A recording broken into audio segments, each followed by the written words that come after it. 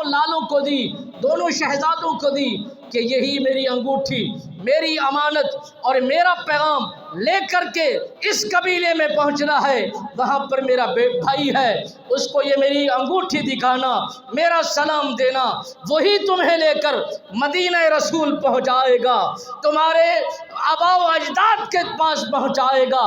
یہی انگوٹھی لے کر یہی ننھے منھے بچے سفر کر رہے ہیں، منزلیں طے کر رہے ہیں۔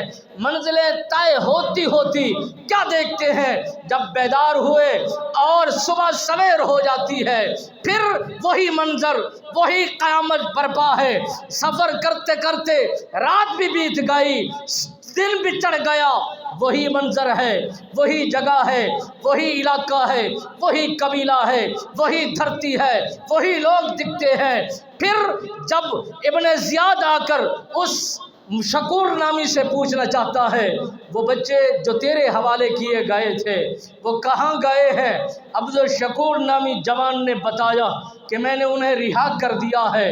اور ابن زیاد نے یہ کہا کہ تجھے معلوم ہے تیرا انجام کیا ہوگا، تیرا ٹھکانہ کیا ہوگا، تجھے ڈر نہیں لگا؟